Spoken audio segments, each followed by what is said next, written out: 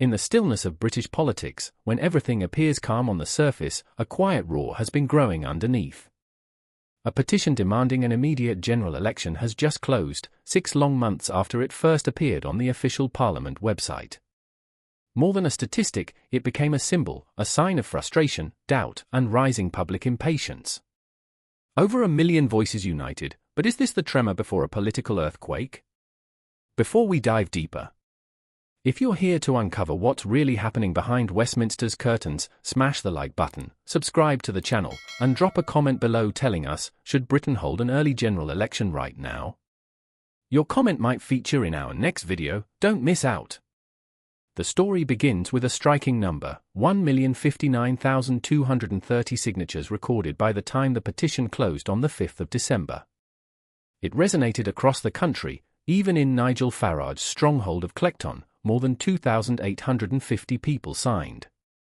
In contrast, Sir Keir Starmer's constituency of Holborn and St Pancras saw only 618 signatures, a symbolic detail that raised eyebrows. But this isn't the only petition. An earlier call for an immediate snap poll had already taken the nation by storm, 3,084,715 signatures by the time it closed on the 20th of May. Millions demanded the ballot box. Parliament could ignore the noise for only so long. A debate is now scheduled for the 12th of January in Westminster Hall. Conservative MP John Lamont will open proceedings, while Starmer's government will send a minister to respond. The public will be watching, but the outcome may already be written.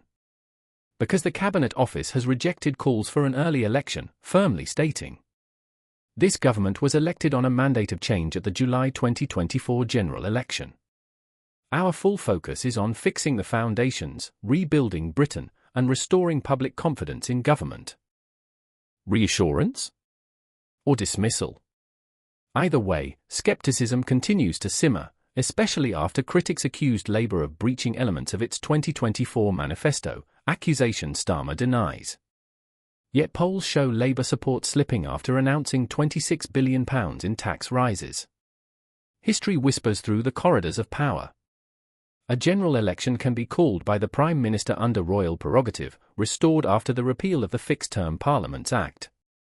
A vote of no confidence could force one too, but given Labour's supermajority, the numbers make it almost impossible. The last successful no-confidence vote was in 1979, when James Callaghan fell by a single vote, paving the way for Margaret Thatcher's rise. Before that? Only twice in the entire 20th century, Stanley Baldwin and Ramsay MacDonald in 1924. More recently, both Theresa May and Boris Johnson survived their own votes by margins of 19 and 109. Starmer won big, but his grip is not unshakable. Only weeks ago, he narrowly avoided a rebellion over plans to cut £5 billion from Britain's benefits bill, a proposal later scrapped after fierce pushback. The unity of Labour, once solid, now shows hairline cracks. And May looms large, local elections across England, Scotland and Wales. Analysts warn Labour could lose sizable ground, a moment many say could define Starmer's premiership. Meanwhile, Reform UK is preparing legal action over the government's decision to delay mayoral elections affecting 5.4 million voters. The battlefield widens, the pressure builds, and the public watches with folded arms. So now we ask, will the signatures become a spark? Will Westminster feel the quake? Or will power hold firm, untouched by public fury? In the end, Britain stands at a crossroads, petition signed, distrust rising, and Parliament bracing for January's debate. Perhaps no election is coming soon, or perhaps this tension marks the start of something much bigger. Share your thoughts below. Will Britain be forced into an early general election despite the government's refusal?